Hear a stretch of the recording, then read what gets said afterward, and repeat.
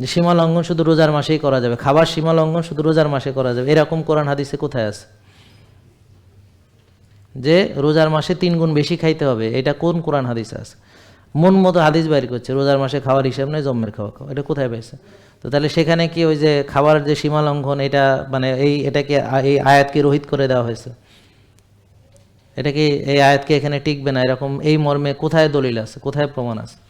তো মানুষ তার মন মতো খেয়াল খুশি মতো চলে এবং তার মন মতো হাদিস ব্যবহার করে, কোরআন ব্যবহার করে, যেখানে তার মনে মিলে, মতে মেলে সেটা সে ব্যবহার করে, আর যেখানে তার মতে মনে মিলে না সেটা সে অস্বীকার করে অথবা সে না জানার ভান করিয়া চলে।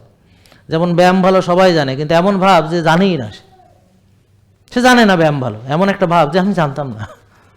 উনি জানতেন না ব্যায়াম ভালো বা কায়িক শ্রম ভালো, উনি নাকি জানতেনই না। তো এটা কেউ বিশ্বাস করবে? ছোটোবেলায় আমরা যারা একটুও পড়াশোনা করেছি যে early to bed early to rise, good for health, exercise is the best policy, কত কিছু শিখছি, হ্যাঁ, বাংলায় শিখছি, ইংরেজিতে শিখছি, হ্যাঁ। তো কিন্তু আমরা নাকি জানি না এক ভাগ খাওয়া ভালো। ছোটোবেলার প্রথম যে হাদিসগুলো শিখছি তার ভিতরে, এই হাদিসগুলোর ভিতরে এটা আছে যে 3 ভাগের 1 ভাগ খেতে হবে, বা ক্ষুধা লাগলে খাও, ক্ষুধা থাকতে থাকতে খাওয়া শেষ করো, সীমা লঙ্ঘন করো না, খাও দাও পান করো, সীমা লঙ্ঘন করো না, কোরআনের আয়াত আছে। হালাল এবং তোয়েব খাও, হ্যাঁ, তাহলে হালাল ছাড়া খাওয়া যাবে না, তোয়েব ছাড়া খাওয়া যাবে না, এটা কোরআনের আয়াত। জেকে লাইফস্টাইল, ওষুধ মুক্ত সুস্থ জীবন।